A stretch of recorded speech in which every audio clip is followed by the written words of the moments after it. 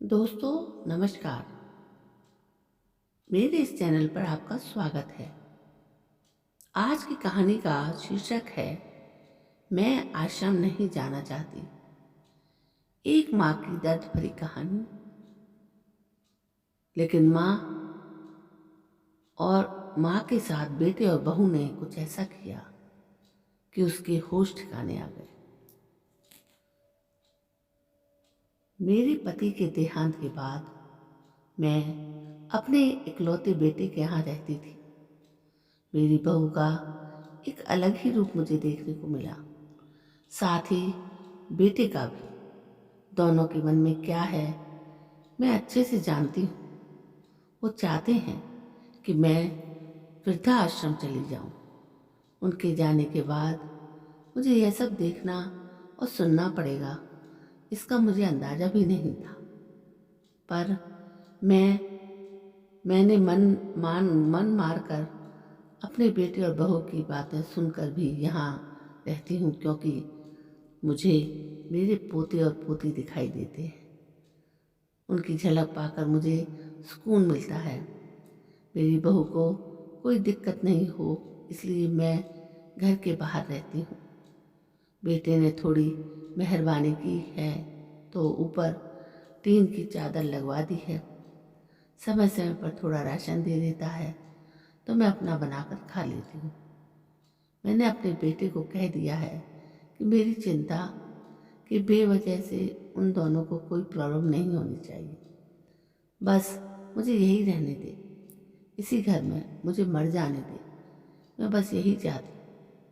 मैं अपने आप को खुशकिस्मत समझती हूँ कि मेरे बेटे और बहू कम से कम मेरे लिए इतना तो कर रहे हैं। मेरा बेटा सुबह 9 बजे नौकरी जाता है और बच्चे भी उसी समय स्कूल जाते हैं। फिर शाम को 6 बजे मेरा बेटा वापस आता है और बच्चे 3 बजे आते हैं। उन्हें आते जाते निकलते देख मुझे बड़ा सुकून मिलता है। मेरे पति के दोस्त थे, उनकी पत्नी का भी स्वर्गवास हो गया था। उस समय पर वो हमारे घर पर आया करते थे। उनसे हमारे अच्छे रिश्ते थे। उनका घर हमारे घर से थोड़ी दूरी पर था। पैरों में समस्या हो गई थी, ठीक से चल भी नहीं पाते थे। वो बड़े दिनों बाद मेरे यहाँ आए। मुझे उन्हें देखकर अच्छा लगा। उनका हाल भी मेरी तरह ही था। बच्चे अब उनसे भी परेशान थे। आकर मेरे पास अपना दुखड़ा रोते थे और उन दिनों की याद करते थे। बुढ़ापा हम जैसों को बहुत रुलाता है। उनकी पत्नी का स्वर्गवास हो गया था और उन्हें चलने उठने में समस्या थी, इसलिए वो अपना खाना भी नहीं बना पाते थे। मेरे पास आए तो मैं समझ गई कि इतनी मुसीबत में चलकर पुराने दोस्तों के यहाँ चाय और खाने की चाह में ही आते होंगे। उनकी भी अपनी मजबूरी थी। वो आए तो मैंने उनके लिए खाना बनाया और उन्हें खिलाया। मना कर रहे थे नहीं खाना, लेकिन मुझे पता था कि उनको भूख लगी है। बहू ने खाना नहीं दिया। मेरी बहू ने मुझे और उन्हें खाना खाते देख लिया। वो कुछ भी ना बोली। ऐसे ही वो यहाँ 2-3 बार आए। जब भी वो आते मैं उन्हें खाना खिलाती।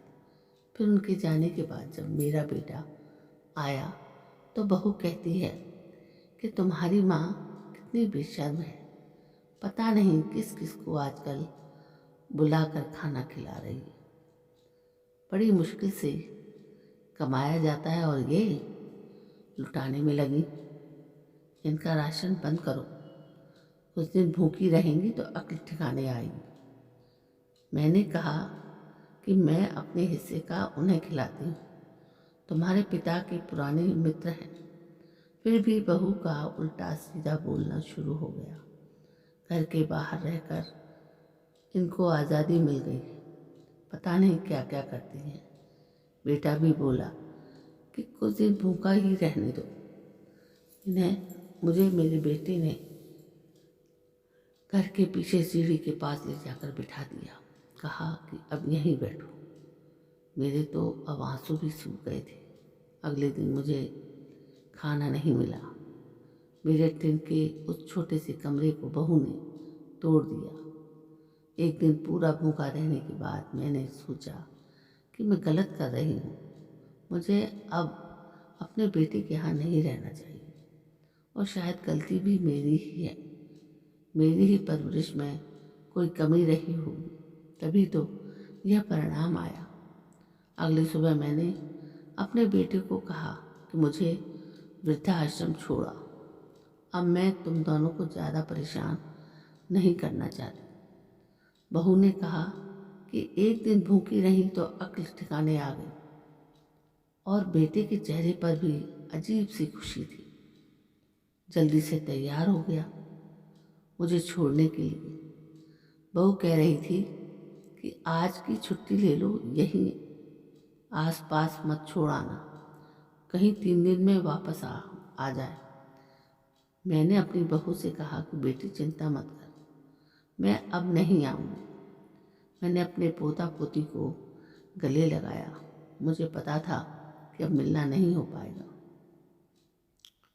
बेटे को भी चाहती थी कि एक बार जी भर कर के गले लगा लो, लेकिन वो बोला चलो जल्दी करो।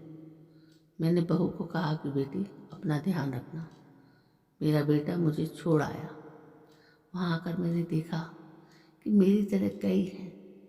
थोड़े दिन उदास रहते हैं, वे सच को स्वीकार कर लेते हैं। मैं अब यहाँ खुश हूँ, कुछ काम भी करती हूँ। मैं चाहती हूँ कि ऐसा कहूँ कि ऐसा किसी के साथ ना हो, लेकिन ऐसा कब किसके साथ हो जाए कुछ पता नहीं चलता। लेकिन माँ बाप को ऐसे समय के लिए भी तैयार रहना चाहिए। बस बच्चों को पाल कर बड़ा कर दो, लेकिन उनसे कुछ भी उम्मीद मत रखो। तो दोस्तों, ये थी कहानी एक बुजुर्ग महिला माँ की, जो उसके बेटे बहू ने इतना परेशान कर दिया कि वो खुद चाहती थी कि हम वृद्धाश्रम चले जाएं, जबकि वो आश्रम नहीं जाना चाहती। दोस्तों, कहानी कैसी लगी? यदि कहानी पसंद आई हो तो मेरे इस चैनल को लाइक करें, शेयर करें, सब्सक्राइब जरूर करें। कल मैं फिर हाजिर होती हूँ आपके सामने एक नई कहानी को लेकर, एक नए जोश के साथ। तब तक के लिए जय हिंद, वंदे मातरम।